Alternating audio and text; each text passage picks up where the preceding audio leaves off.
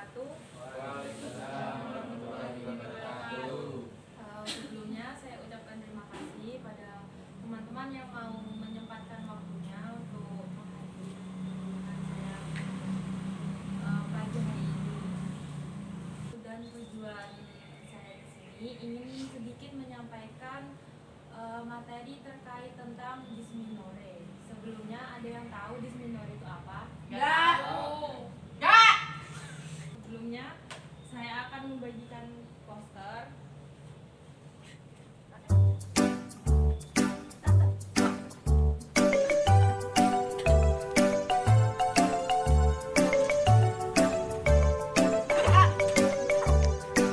Di sini saya akan sedikit menjelaskan tentang apa itu dysmenorrhea.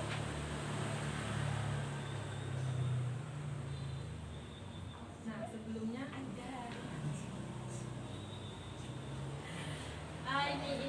ini nama saya. Perkenalkan, saya Wahyu Abariati Saputri, mahasiswa dari Universitas Muhammadiyah Jember dari semester 2, prodi S1 Ilmu Keperawatan, yang akan menjelaskan tentang dysmenorrhea. Nah, jadi dysmenorrhea itu singkatnya nyeri pada saat haid.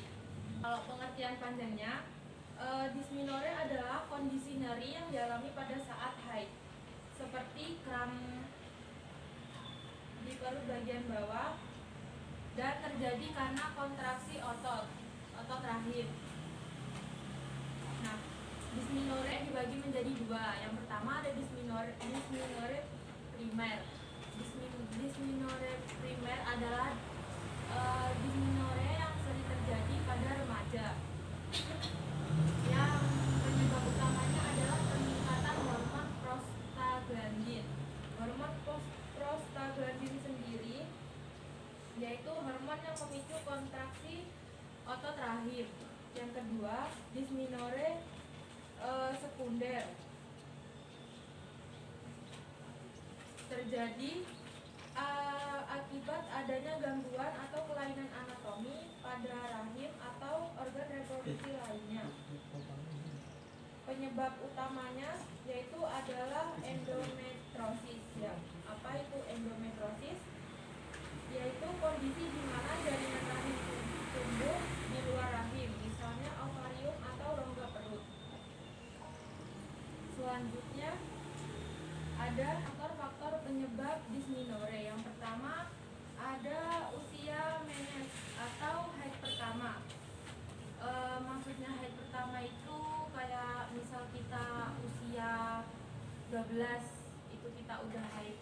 Nah, itu bisa disebut usia menes.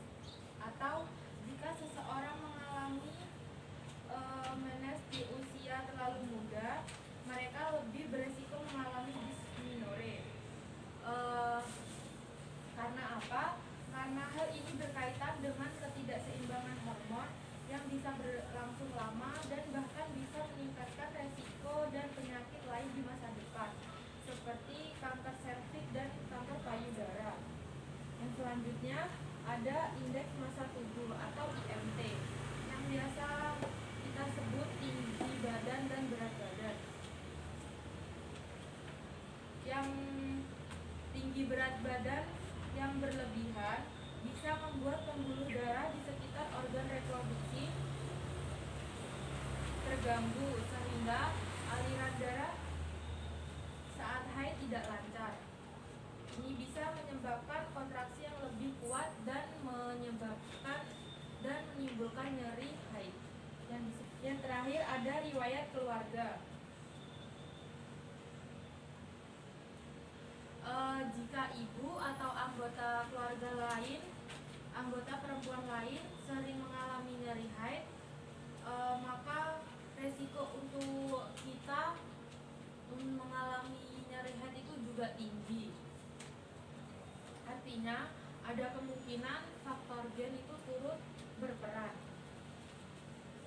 Selanjutnya ada tanda-tanda dysmenorrhea. Yang pertama nyeri kram. Biasanya nyeri kram itu terjadi di bawah di perut bagian bawah. Yang kedua ada mual, yang ketiga pusing, yang terakhir ada lemas. Gejalanya hormon prostaglandin meningkat. Hormon prostaglandin meningkat dapat menyebabkan kontraksi rahim lebih kuat dan nyeri meningkat. Yang kedua ada kurang olahraga. Tubuh jadi kurang bugar dan lebih rentan terhadap nyeri. Yang ketiga ada stres atau tekanan emosional. Bisa membuat tubuh lebih sensitif terhadap rasa sakit. Nah, yang terakhir ada pola makan tidak sehat. Pola makan tidak sehat, terlalu banyak makan makanan yang berminyak atau berkafein bisa memperparah kondisi. Nah, yang terakhir ada tips atasi dysmenorrhea.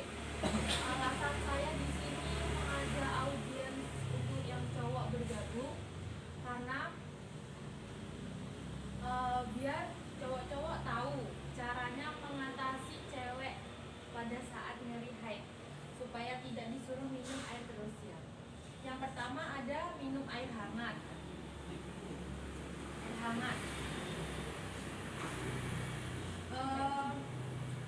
Ini tips secara non farmakologi atau obat. Jadi kita bisa mencarinya di rumah atau di mana tanpa harus minum obat. Yang pertama ada minum air hangat. Air hangat ini dapat membantu meredakan kontraksi rahim dan memperlancar peredaran darah. Nah, biasanya kalau saya tuh menggunakan buli-buli air panas, tapi sebagian orang pasti tidak mempunyai, tapi bisa menggunakan botol yang diisi air hangat, jangan air panas. Tidak boleh. Yang kedua ada teknik rileks dan latihan pernapasan. Latihan pernapasan dan rileks bisa membantu tubuh lebih tenang dan mengurangi rasa sakit. Yang ketiga, hindari minum kopi dan gorengan karena bisa membuat rahim lebih sensitif dan memicu kontraksi lebih kuat. Yang ketiga, istirahat yang cukup. Saat tubuh kelelahan, rasa nyeri bisa terasa lebih.